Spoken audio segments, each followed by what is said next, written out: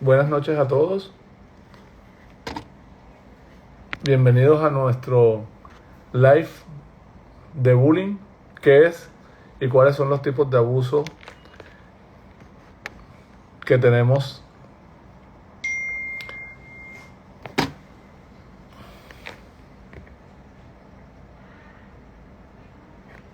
¿Cuál es ella?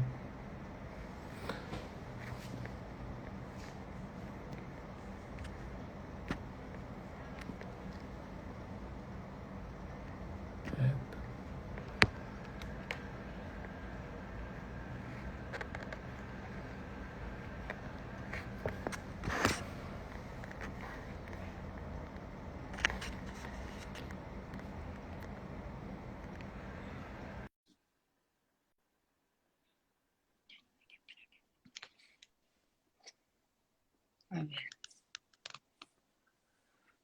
Buenas noches, doctora Olga. Muy buenas noches, ¿cómo están?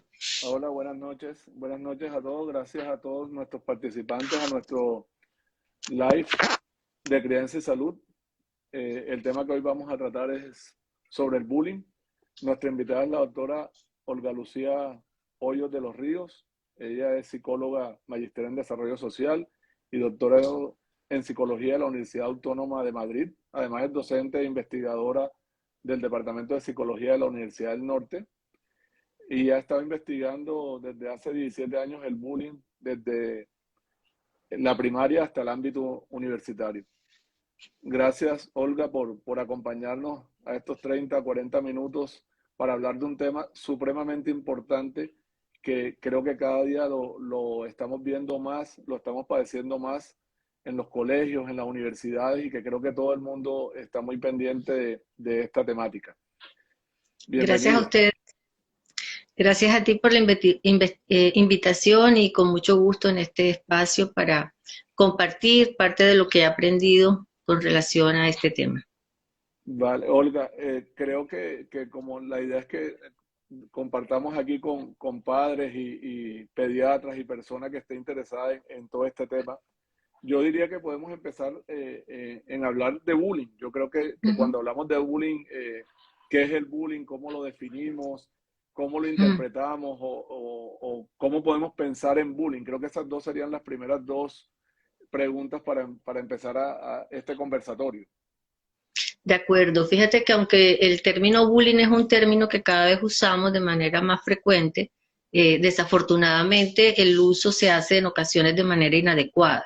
El bullying se refiere a un tipo de relación de tipo perverso que se da en el contexto de un grupo.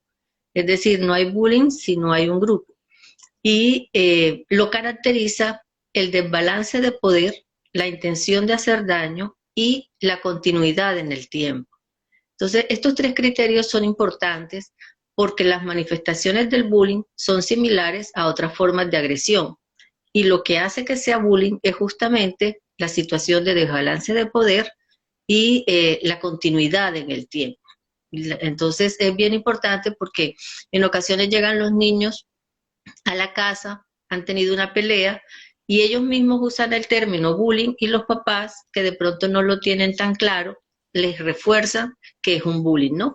Eso lleva a que se vaya al colegio con las alarmas encendidas, pero realmente la situación podría no ser de bullying. Entonces es importante como tenerlo claro para saber cómo indagar, qué le preguntamos a nuestros niños cuando llegan a casa para verificar que estamos hablando de este tipo de violencia y no de otras formas de agresión.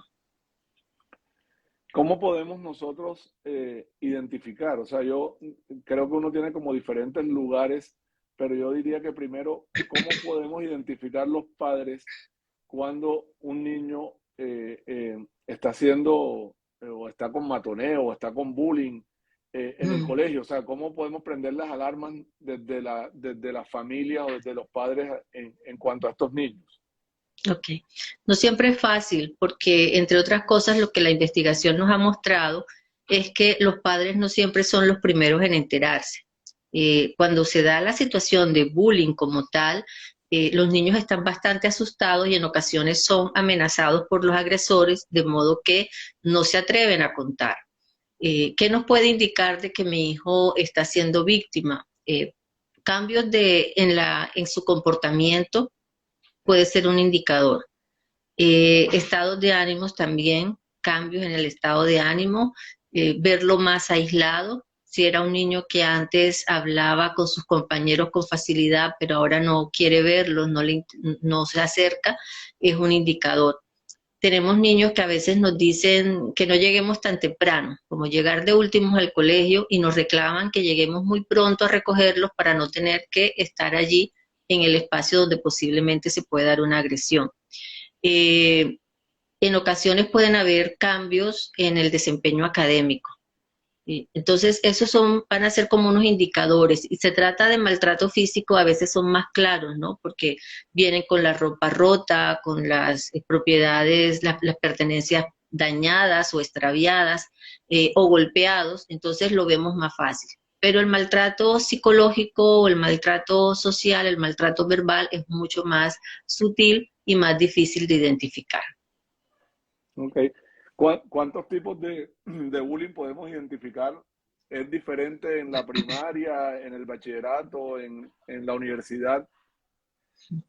No, las manifestaciones son las mismas en los distintos niveles de formación, pero lo que sí puede ocurrir es que sea más frecuente un tipo de situaciones en primaria y otro en secundaria y otro en universidad. Es decir, el maltrato físico, el golpear a otro, es menos frecuente en el ámbito universitario que en el escolar, que a nivel de primaria y secundaria, ¿sí? Luego van a haber diferencias entre chicos y chicas en términos de se ha establecido que es más frecuente que las chicas usen el maltrato social, la exclusión, el hablar o el maltrato verbal, el hablar mal del otro, el insultar, y con menos frecuencia el pegar. Sin embargo, hemos visto cierta tendencia a que las chicas van pegando igual que los chicos. Es decir, antes era muy claro que los chicos tenían unas manifestaciones de agresión física más frecuentemente que las chicas. Hoy día se van dando casos de bastante semejanza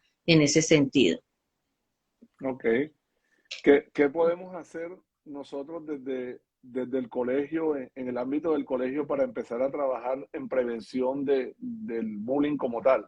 Que estamos viendo Sí. como que se ha incrementado y cada día creo que vemos como más agresividad y cada día a edades menores. O sea, lo estamos viendo mucho en niños muy pequeños como tal. Yo creo que este es un trabajo integral, es un esfuerzo conjunto, colegio, familia, y en lo posible, ojalá el grueso de la sociedad se interese más en ello, ¿no? Eh, el esfuerzo lo podemos hacer en el colegio, pero tengamos en cuenta que a nivel social, de medios sociales, de medios de comunicación, están viendo un montón de información que legitiman la violencia, que legitiman la agresión, que legitiman el maltrato, ¿no? Aparecen modelos que han sido violentos, agresores, y que parece que tienen éxito social. Entonces son mensajes bastante importantes que tenemos que acompañar a nuestros niños para que entiendan este tipo de cosas. Por tanto, el trabajo es conjunto. Si vamos al colegio, el colegio tiene que prestar especial atención al grupo. Debemos dedicarle tiempo a indagar cuáles son las creencias que tiene este grupo, si hay mucha tolerancia a la violencia. Un grupo que tolere la violencia ya puedo estar preparado para que se presenten con mayor probabilidad este tipo de casos que un grupo donde no se tolera la violencia. Entonces, ver esa atmósfera moral, el respetar las normas, el seguirlas, no solo el conocerlas, sino que también las sigas, las respetes. Eh, la no tolerancia a la violencia, la empatía, pueden ser aspectos protectores de ese grupo. Entonces, si nosotros evaluamos las características del grupo desde el primer momento, podemos iniciar acciones tempranas para minimizar la aparición de estas situaciones. Es probable que no podamos soñar con la desaparición de las situaciones de bullying, porque es un tema muy ligado al grupo. Que está presente cuando el chico necesita hacer parte, tener una identidad, ser reconocido. Entonces, probablemente donde haya un grupo puede intentar darse una situación de esta. Algún chico o chica puede intentar tener visibilidad en su grupo a través de estas acciones. Entonces, probablemente va a pasar, pero el éxito que podemos tener es que cuando lo haga, él no tenga éxito porque el grupo no tolera formas de violencia. Entonces, si sabemos que es un fenómeno de grupo, si hay un grupo que dice no, ese grupo va a ser un grupo más protector ante este tipo de situaciones. Aquí tenemos una pregunta de los participantes. ¿Cómo saber como padre de familia que el centro educativo está aplicando correctamente un protocolo para el bullying? Ok, bueno, nosotros tenemos la posibilidad de conocer la ley 1620 que reglamenta la obligatoriedad en los colegios de tener un comité de convivencia escolar. Cuando ustedes entran a conocer su manual de convivencia, pueden indagar sobre la existencia de este comité. Ese es un primer elemento. Pero adicionalmente deberíamos identificar cuál es el tratamiento que se da a las distintas formas de agresiones. La ley 1620 también establece distintos tipos de agresiones y unas rutas para el manejo de cada una de ellas. ¿Cuál debe ser la reacción de los padres si tienen un caso en casa? O sea, ¿cómo trabajar con el niño? ¿A dónde debemos acudir? ¿Qué debemos Sí. hacer? ¿Quejarnos en el colegio? ¿Verificar? Fíjate, es una pregunta interesante y casi siempre surge pensando en la víctima, ¿verdad? Muy pocas veces se formula desde el padre del agresor o la madre del agresor. En cualquiera de los casos, para los niños es importante que yo como padre recuerde que soy el adulto. ¿Qué quiero decir con eso? No puedo irme en insultos y en gritos y en descontrol porque con ello no doy un mensaje de la posibilidad de solución del problema a mi hijo, ¿sí? Con ello doy modelo de manera adecuada las posibilidades de solución de un problema. Entonces, tratar de mantener la calma. Con frecuencia sugiero distanciarme un momento, respirar, si, eso duele muchísimo. Y entonces, si estoy muy afectada, esperar el momento para poder hablar. Pero lo primero que le debemos transmitir al niño es que cuenta con nosotros y que juntos podemos encontrar una salida. Hay maneras de dar abordaje a esta situación y poder llegar a soluciones que sean positivas para los involucrados. Entonces, un mensaje de vamos a tratar de solucionarlo. Cuentas conmigo y lo vamos a hacer conjuntamente, ¿no? El trabajo con la escuela es importante y las escuelas deben estar preparadas para acoger, escuchar y atender la queja. Si no están al tanto de la situación, deberán al menos iniciar acciones para identificarla, para verificar si se está dando, si es un caso de bullying o no es un caso de bullying. Entonces, los padres debemos dirigirnos, en este caso, a la escuela. Yo siempre sugiero y espero que se pueda solucionar al nivel escolar estos tipos de situaciones, porque cuando se nos salen del contexto escolar es un chico o una chica que hemos perdido, que se nos va para el sistema judicial y es pues un caso todavía mucho más severo y duele perder a nuestros estudiantes. Recordemos que el agresor también tiene dificultades, ¿sí? El agresor no es un chico malo, perverso, a no ser que identificamos un trastorno en particular.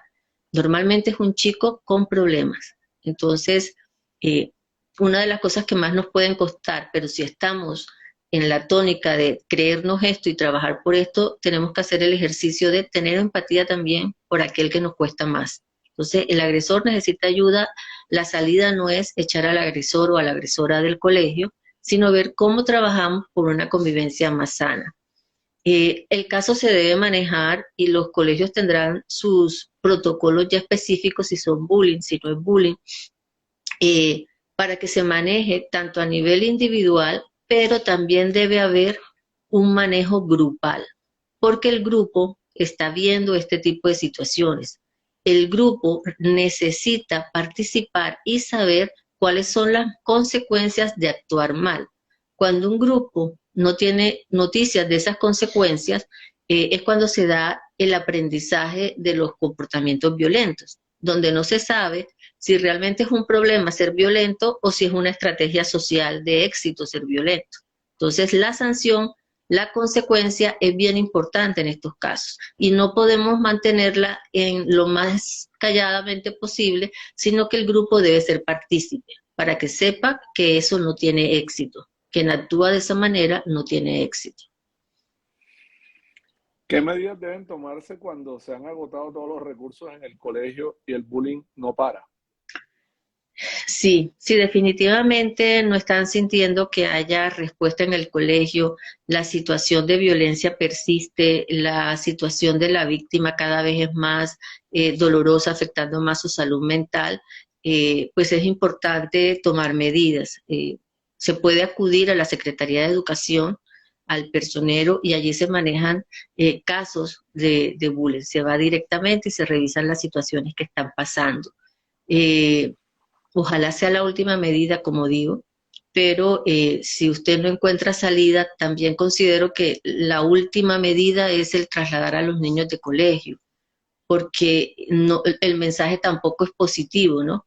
Y no nos soluciona nada. Y en cambio la víctima, como, ¿por qué me voy a tener que ir? Sí, es un mensaje doloroso.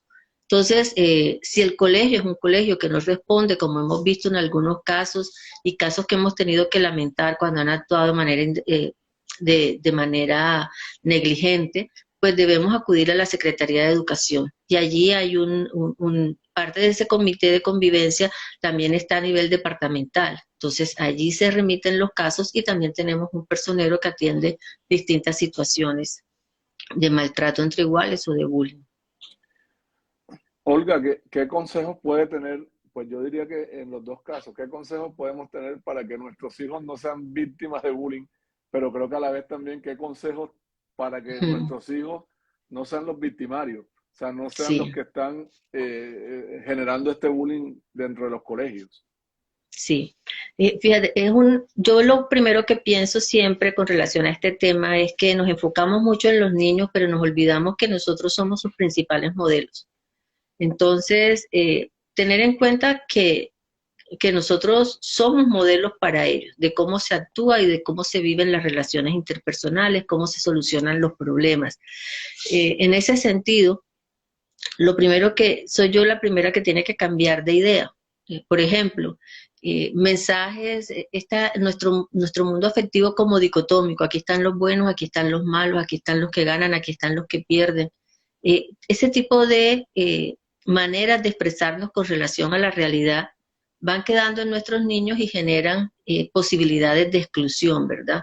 La sobreprotección, el creer que tenemos una burbuja y los vamos a tener allí cuidados, es un aspecto que también engaña, porque no los que están por fuera de la burbuja siempre son malos. Entonces tenemos que revisar y poder pensar en qué es lo que pasa cuando nos afrontamos a educar en esta diversidad. Claro, ellos nos da dudas, nos da miedo, y si los tenemos aquí muy protegidos, parece que todo es más fácil, pero realmente lo que hace es más difícil el desarrollo del bienestar psicológico de los jóvenes. Un hogar con unos niveles altos de autoritarismo, donde no se escucha la voz del otro, sino que solamente se siguen las indicaciones, puede ser padre o madre, pero un estilo muy autoritario es un factor de riesgo, ¿sí? El niño que no puede expresarse, el niño que siente que no le escuchan, el niño que no tiene voz en ese hogar es un factor de riesgo. Si ese autoritarismo va acompañado de maltrato físico, verbal o psicológico por parte de los padres, el riesgo se incrementa. En el otro extremo, el hogar en el que hay una permisividad tal que no se corrige ni se pone límites, es un factor de riesgo. Un niño donde hay una familia permisiva se siente además descuidado. No es que agradezca tener estos padres, sino estos padres no se ocupan de mí, no les importo. Por otro lado, no se acostumbran a los límites y creen que todo lo pueden conseguir. Este niño va al colegio y se encuentra con que no todo lo puede conseguir y no todo lo puede hacer cuando quiera. Y es cuando aparece la frustración, y si no sabe manejarla, entonces se desencadenan una serie de situaciones, ¿verdad? El otro factor importante es estar atento a cómo nos vinculamos con nuestros hijos. Eh, Nosotros en psicología hablamos del apego o el vínculo, ¿no? Es una relación afectiva en la que te brinda seguridad y confianza. Cuando no se da de la manera adecuada, se generan unas características en el niño que pueden llevarle a estar buscando esa atención de una manera desesperada que puede generar en situaciones que incomoden, molesten y hacerlo víctima de situaciones de agresión. Entonces, la comunicación con nuestros hijos, hacer expreso el afecto, no es que ellos saben que yo lo amo, no, yo se lo digo. Tengo que trabajar, tengo poco tiempo, pero hacerles sentir que incluso allí yo estoy pendiente de ellos, una llamada, un mensaje, cuando llego le llevo un dulce, sé que le gusta X cosa y puedo comprarla, la llevo. Eso le da el mensaje de estuvo pensando en mí, que ellos puedan sentirse amados. Cuando el niño se siente amado, que pertenece a una familia, que es especial para esa familia, se minimizan esas situaciones de riesgo. También debemos estar atentos, por ejemplo, en el caso de preocuparnos si nuestros hijos pueden ser posibles victimarios en la falta de empatía. Un chico o una chica que nunca acepta responsabilidad por nada, que la culpa es de los demás, pero que además no se conduele con el dolor de nadie, ni en casa, ni con amigos, e incluso con los animales, es una situación que nos debe llamar la atención. Habría una baja capacidad empática y es un factor de riesgo para tolerar situaciones de violencia. Ok. Por acá hay otra pregunta. ¿Es recomendable, que eso creo que es algo que nos pasa o les pasa a los papás, intentar arreglar las cosas entre los padres? O sea, hablar de padres agresor y afectado por fuera del colegio como tal, o si el colegio además los vincula en ese momento para tratar de solucionar estos problemas. Yo quisiera decir, sí, ojalá. ¿Qué es lo que está pasando allí? Las situaciones que enfrentan, las posibles consecuencias que en ocasiones se piensan para víctimas y agresores son distintas.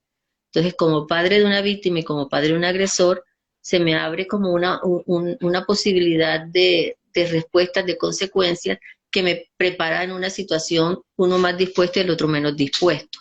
Por otro lado, no conocemos, porque desafortunadamente nos conocemos cada vez menos las familias, si en esa familia hay tolerancia a la violencia, cuál es el estilo de autoridad, cuáles son las ideas que tienen con relación a este tipo de cosas.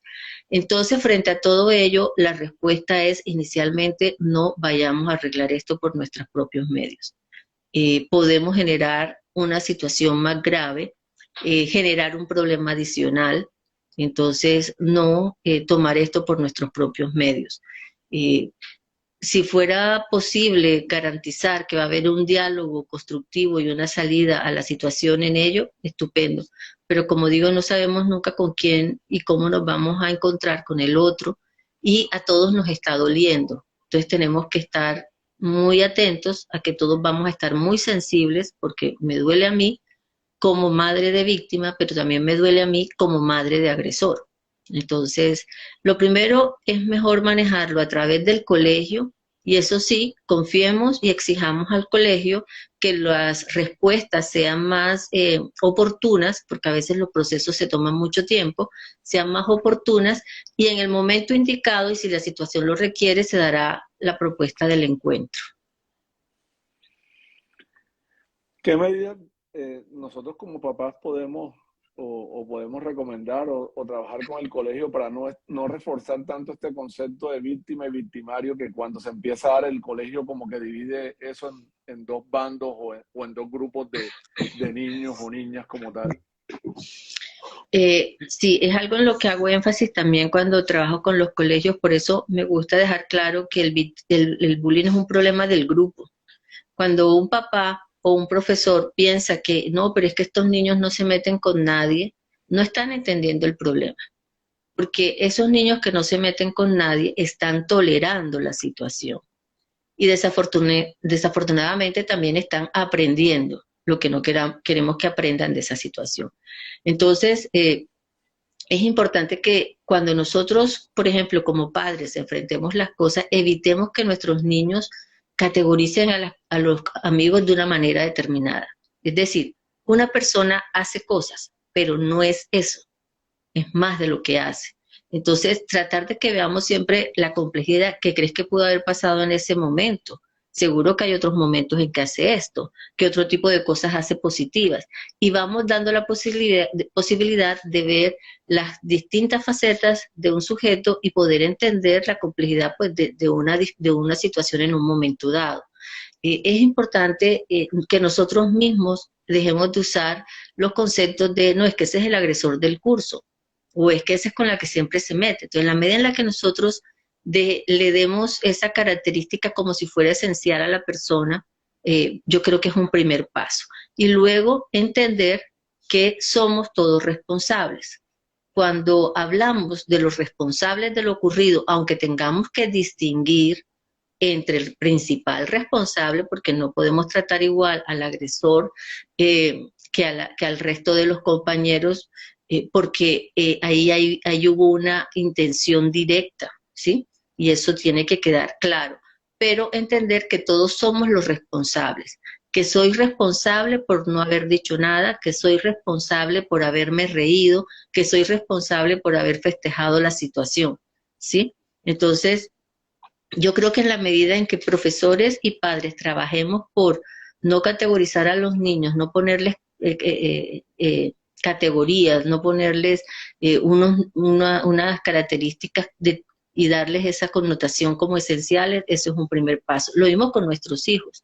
Nuestros hijos, no eres mentiroso, y a veces me dicen mentiras, pero no es un mentiroso. Eres grosero, no, a veces te portas grosero, pero también sabes portarte de la otra manera. Creo que eso nos ayuda bastante a ver la participación de todos y además ver el problema como grupo y dar la posibilidad de cambio. Si yo convenzo a alguien de que es de determinada manera, el cambio va a ser más difícil. ¿Cómo podemos reconocer nosotros como padres si nuestro hijo es el que está siendo el victimario? O sea, si nos damos cuenta de pronto antes de que suceda o venga un llamado de atención en el colegio, ¿cómo podemos saber de eso? O sea, poderlo identificar. Bueno, saber que efectivamente está siendo el victimario va a ser un poco más difícil porque no creo que el chico se lo cuente, ¿sí? No lo cuenta. Y hasta que el colegio no dé un anuncio, probablemente no se va a enterar, a no ser que el padre o la madre vean algo directamente. Pero lo que le señalaba antes, estar muy atento a lo que escuchamos de nuestro hijo, ver cómo nos habla de los compañeros. Un joven o una joven que no encuentran nada positivo en sus compañeros, que les parecen unas personas que no son nada interesantes, que no valen la pena, que siempre hablan mal, me da un indicio de miércoles. Ojo, tengo que estar atento, ¿no? Un joven que cuando ocurre algo en casa incluso, o ve que con los compañeros y le preguntas, oye, ¿qué pasó? No, Julanito, Julanito, y él nunca tiene nada que ver, también es algo que me debe llamar la atención y a lo que le debo prestar yo atención. El joven que vemos que maltrata a los animales es un joven al que hay que prestarle atención, es decir, aquel que se pone y le da golpes porque sí, lo maltrata deliberadamente, es una situación preocupante, ¿no? Entonces, este tipo de cosas nos pueden permitir identificar la vulnerabilidad de que mi hijo pueda llegar a ser o no un victimario. Entonces, en ese caso, si yo observo eso, pedir ayuda y mirar qué apoyo puedo brindarles.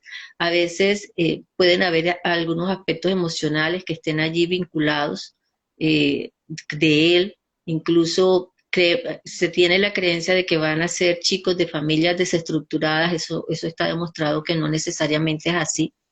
Entonces, pero sin embargo no podemos controlar aquello que nosotros traemos y cómo interactúa con el entorno, ¿verdad? Y hay chicos que registran las cosas del medio de manera más negativa hacia ellos y les genera mucha rabia. Entonces, en ocasiones tendremos que mirar esos aspectos, estar atento a esas manifestaciones y cuando las veamos tratar de conversar sobre ello y ver si quieren y reciben ayuda. Pero si yo he escuchado algo, si yo he escuchado algo y no sea del colegio, pero de pronto un padre me hizo saber algo, si el joven no me lo dice, yo debo plantear el tema directamente. Me he enterado que está pasando tal cosa en el colegio. ¿Qué sabes de eso? Entonces, y cuando él diga tal, tal, pues lo que he escuchado es que tienes algo que ver. Entonces, planteárselo, hay que abordarlo directamente. O sea, si nos enteramos nosotros antes de que él lo cuente, igual abordarlo inmediatamente con el joven o con el niño. Sí, sí, así es. Eh, ¿Qué piensas tú sé que al comienzo dijiste algo de eso, pero ¿qué piensas tú yo cojo mis hijos y los pongo en otro colegio de una vez y no voy a solucionar ese problema porque no lo van a estar? Generalmente eso le pasa a la víctima y no al Sí, victimario. sí. Entonces, ¿qué tan bueno es que nosotros cambiemos hacia otro lugar y con todo lo que tú nos has estado explicando, qué tal que allá también, pues, si tiene este niño que tenga un poquito más de factor de riesgo para ser víctima en el otro colegio, siga Ujú. pasando lo mismo o si esa es la solución al final de todos estos problemas de bullying? Bueno, si sabemos que es un tema del grupo, no necesariamente si te vas para otro colegio va a seguir pasándote lo mismo. Te va a seguir pasando lo mismo si volvemos a caer en un grupo que tenga que tenga alta tolerancia a la violencia, que la tolere. Entonces, en ese sentido, vuelves a caer en un contexto de riesgo y eso no lo puedes controlar, así que es riesgoso en sí mismo hacer el cambio, ¿no? Y tanto para la víctima como para la agresora, o sea, hay padres que intentan buscar ayuda y cuando no tienes esa concepción de que el agresor es un joven con problemas, lo dejas sin apoyo y la madre o el padre del agresor termina llevándoselo porque una vez evidenciada la situación, hay que cuidarlos, porque el agresor también se va a convertir en blanco y hay que tratar de que pueda generarse un cambio en él, ¿no? Entonces, yo conozco casos en que también, desafortunadamente, los padres del agresor también necesitan llevárselo porque no se soluciona. Entonces, como lo decía antes, en primera instancia no veo que sea la solución. El traslado no soluciona nada, solo traslada cosas. Eh, Me parece que es un mensaje duro para la víctima porque de alguna manera le hacemos pensar que algún problema puede tener ella. Y lo que sí podemos estar seguros es que cuando se da eh, el bullying y en cualquier forma de violencia, la víctima no es culpable, es que nadie merece que le traten mal, ni física, ni psicológica, ni verbal, ni socialmente, de ninguna manera. Entonces, eso lo tenemos que tener claro. La víctima no es culpable, no es responsable. La víctima no es culpable de ser poco asertiva, no es culpable de tener una personalidad más introvertida, o no es culpable de ser el nuevo en una clase, o de llevar gafas, o, en fin, no es culpable. Entonces, el traslado va a ser como la última opción si el colegio no hace nada y si también el chico pide que lo cambie, que el chico o la chica no quiere seguir enfrentando esto. Pero lo ideal, como señalo, es que ojalá estas situaciones puedan tener solución en el contexto escolar. Es igual ahora que vemos todo este manejo de redes de los niños ya desde muy tempranas edades. ¿Cómo manejamos ese bullying a través de las redes? Aquel que no es a través de Mm, golpes, ni de hablar, ni de insultar, pero sí de montajes, de fotos, de todo lo que mm. hacen a través de las redes, que creo que es como un poco más complejo. ¿Cómo trabajas tú eso? ¿Cómo lo podemos trabajar o Sí, abordar desde los colegios? sí, esta mañana hablaba también con un grupo de padres al respecto y no es fácil porque además nosotros trabajamos, ¿no? O sea, no todos tienen el privilegio de, de poderse quedar acompañando permanentemente a los chicos e incluso haciéndolo así no siempre lo garantizamos, ¿verdad? Eh, lo primero que tenemos que tener claro es cuándo le entregamos un teléfono a nuestros hijos y cuándo les permitimos abrir cuentas en Facebook, en Instagram, en TikTok, lo que quieras, lo que ellos utilicen, ¿sí? Yo creo que los padres tenemos que ser un ejemplo del uso de las redes sociales. Entonces, en esa medida, eh, el que no siempre estoy pegado al teléfono, el que puedo ir al almuerzo sin el teléfono, el que cuando estamos hablando estoy hablando con ellos, eso ya va a ser un mensaje importante. Pero seguidamente, como padre, no debo pensar que el mejor regalo que le puedo hacer a mi hijo a los 6 años es un celular. no es lo deseable, ¿cierto? Hoy día las investigaciones nos dicen que no se trata necesariamente si se lo das más pronto o más tarde, sino de cómo los preparas para el manejo de las redes sociales. Sin embargo, el cerebro de nuestros niños y los adolescentes van a ser más proclives a adaptarse y volverse adicto a estos recursos que los de los adultos, aunque ya también los vemos bastante adictos, ¿no?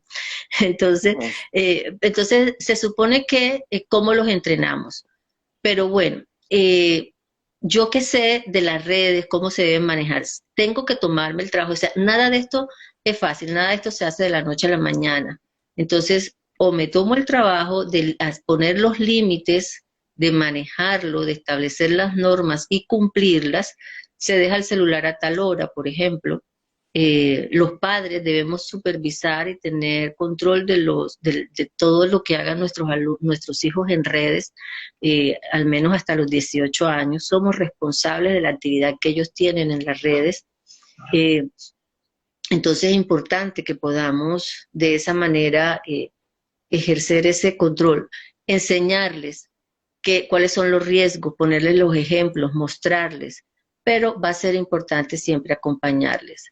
En ese sentido, yo siempre digo, ojalá pudiéramos garantizar que cuando nosotros no estamos, pueda haber alguien más, al menos mientras están pequeños, acompañándonos en esa tarea, ¿no? Porque llegará un momento en que van a ser más autónomos.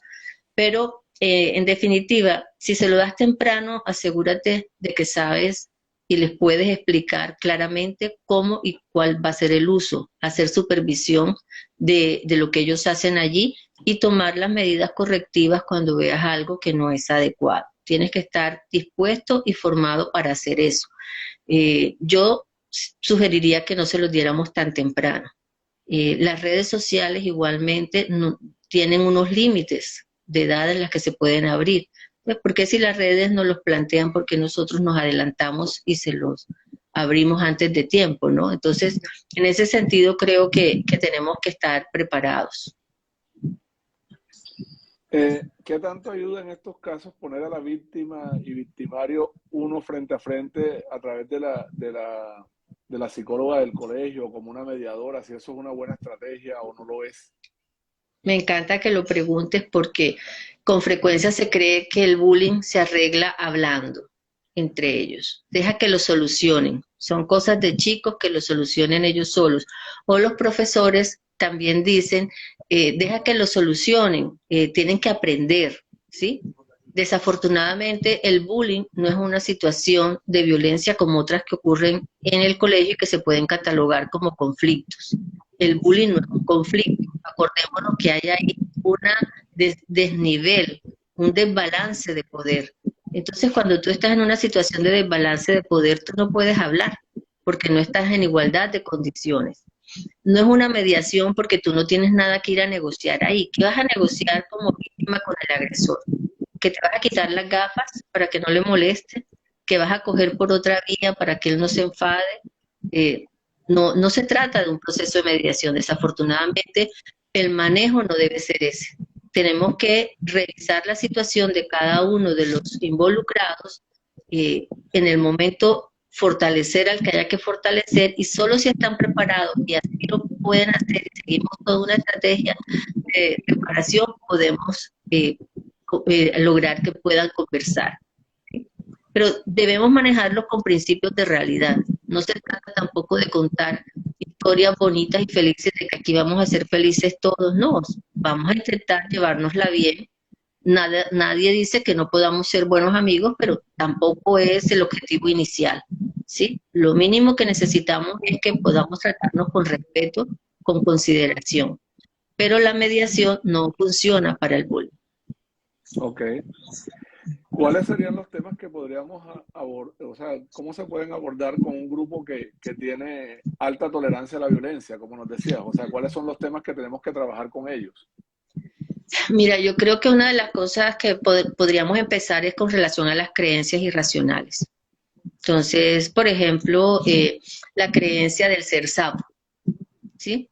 ¿Qué es ser sapo? todos creo que tenemos una idea irracional del ser sapo, ¿no? Porque cuando te dicen sapo te sientes insultado y si tú entiendes el ser sapo como cuidar de ti y cuidar de los demás, cuidar de tu integridad, pues eso no está mal.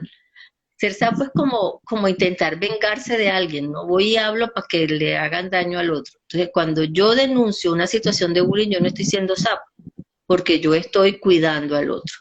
Podemos revisar, por ejemplo, los mecanismos de desconexión moral. Es decir, cuando una persona agrede a otra y necesita tener un argumento para sentirse bien, una de las cosas es quitarle importancia, ¿sí? Uno de los mecanismos que usamos. Ah, es una broma. Entonces, no, ¿cuándo es una broma? Broma es si nos reímos todos. Si alguien no está divirtiéndose, no es broma. Entonces, en ese momento trabajamos esas ideas racionales y empezamos a mirarlo, ¿no? O, por ejemplo, podríamos decir, no, es que tampoco es para tanto, es minimizar el problema. Entonces, el agresor necesita minimizarlo para sentirse tranquilo con lo que está haciendo y justificar. Entonces, manejar creencias irracionales, manejar las justificaciones o los mecanismos de desconexión moral. Otra creencia que podemos trabajar es la del egocentrismo, creer que todo tiene que ver conmigo, ¿sí? Ese creer que soy el centro y que lo bueno y lo malo, y si se hace algo tiene que ver conmigo, va a ser un aspecto que dificulte las relaciones interpersonales, ¿sí? Entonces, creo que ese tipo de cosas van a ser importantes. Sobre el mismo bullying, ¿qué crees que es? ¿Por qué se da? Porque hace muchos años, cuando recién empezamos a estudiar el problema, encontrábamos que era frecuente que se diera con chicos inteligentes o con chicos que destacaban en la clase. Entonces los chicos empezaban a desmejorar su rendimiento académico porque se convertían en blanco de bullying si eran muy buenos. Entonces, en esa ocasión nos dimos cuenta que el ser buen estudiante estaba siendo visto como una causa de bullying, ¿no? Hoy día pareciera, sobre todo entre los varones y los aficionados al fútbol, que ya no es tanto los aspectos académicos, sino si juegas fútbol o si no juegas, y luego si lo juegas bien o no lo juegas bien. Entonces, vemos chicos que son excluidos y que lo sufren porque los dejan de lado y no lo dejan participar nunca porque los otros dicen que es un mal jugador. Entonces, entender qué es lo que tienen ellos y qué están pensando con relación a la situación es importante. O sea, igual en esto del juego también estamos viviendo lo mismo. Si juega está bien y si no juega es como el separado y es el que está fuera Exactamente. de todo Uh -huh. esto. Bueno, Olga, yo creo que hemos tenido un tema bien interesante, creo que de mucha actualidad. Desde la Sociedad Colombiana de Pediatría y del Programa de Crianza y Salud estamos trabajando y hemos decidido lanzar una campaña con el bullying no se juega, Uh -huh. trabajando como una ruta de acción que además pues acompañe con información de interés y oportuna, que ayude mucho a los padres, a los niños, a niñas y adolescentes y a toda la sociedad en general, porque estamos viendo que esta problemática es compleja, cada día tenemos más y está siendo como más difícil de afrontar. Hemos creado como una ruta que llamamos Ruta CEPA, que es conocer, entender, prevenir y actuar.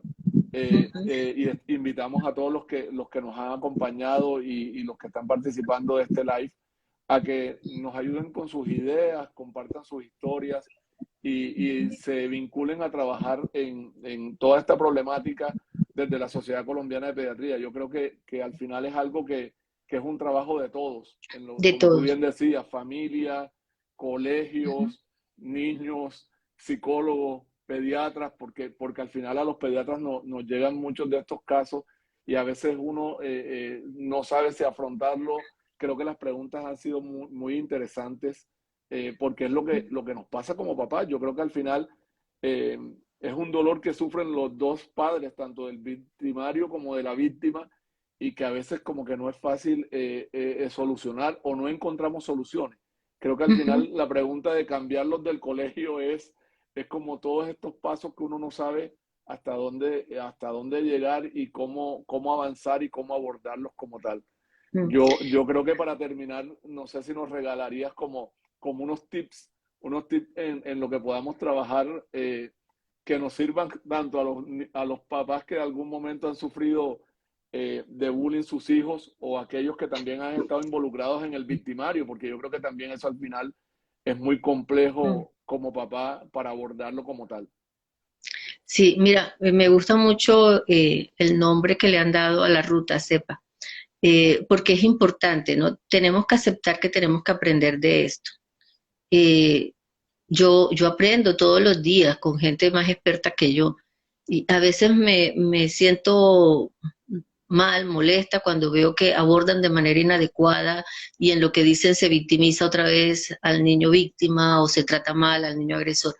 Entonces, aceptemos que tenemos que aprender para poder acompañar a nuestros hijos. Yo creo que ese es una de las cosas que debemos hacer. Aprendamos a pedir ayuda. O sea, papás, aprendamos a pedir ayuda. No nos la sabemos todas. No nos la sabemos todas y si yo no puedo abordar sola la situación, no lo estoy entendiendo, necesito aprender a pedir ayuda. Hoy le decía a los padres, velemos por nuestra propia salud mental, porque solo si yo estoy bastante estable o en condiciones de poder cuidarme, voy a poder acompañar al otro. Si no, la situación se nos va a salir de las manos, ¿no? Entonces, cuidemos nuestra salud mental. Con nuestros chicos es importante no descuidar, no importa la edad, no importa que el adolescente ya no me quiera abrazar, ya no quiera ni que lo toque, no quieran que ni me vean con él, no importa, todos los días le digo te amo, se lo expreso y también se lo demuestro y le doy cuenta de que está ahí, no importa. Con los adolescentes no hay que bajar la guardia. Nos pasa mucho que los primeros años de vida estamos allí, cuando llega la adolescencia bajamos un poquito la guardia porque nos parecen mayores y mira que en la universidad lo volvemos a tener, ¿no? Entonces, hacer ese afecto expreso, que ellos se sientan especiales, queridos, únicos, compartamos las cosas que ocurren, porque a veces nos quejamos de su indiferencia y resulta que no los hacemos partícipes. Somos un hogar, hagámosle sentir que lo somos realmente. Entonces, de pronto no le voy a entregar el peso de toda una problemática, pero sí le puedo hacer partícipe de cierto momento difícil o algo que me está preocupando. Entonces, hagámoslo partícipe. No es fácil siempre encontrar la manera de hablar con los chicos, pero tenemos que buscar la forma. O sea, esta tarea es de no cansarnos. Es el compromiso de padres, el amor de padres es no cansarnos. Yo tengo un hijo adolescente y es la tarea de ver cómo logro entrar, cuál es la pregunta que le hago que lo motiva. Y qué tengo que hacer, estar pendiente de lo que le gusta. Si no estoy pendiente, no voy a tener nada que preguntar, ¿sí? O mis preguntas van a decir, ¿qué están preguntando? Y me contestará tres cosas y ya está, ¿no? Entonces, cuando decimos conocer a nuestros hijos es realmente estar ahí, ver qué les gusta, qué hacen, para poder hablar con ellos, para poder hablar con ellos. Si no, no lo vamos a poder. En la medida yo creo en la que podamos garantizar más ese vínculo, cuidarlo más, vamos a tener un aspecto más protector. Y cuando yo creo que el bullying puede abordarse en el contexto escolar, pero no podemos dejar de lado que si vemos necesidad de que nuestros hijos reciban un apoyo porque necesitan fortalecer algún aspecto, sanar algo, lo llevemos a ayuda profesional, les busquemos ayuda profesional. No estoy de acuerdo con que todo lo solucionemos desde el colegio con mandar a los niños al psicólogo o al psiquiatra, pero tampoco descarto que cuando se da una situación y evidenciamos que está siendo necesario, pues buscamos la ayuda profesional. Ok.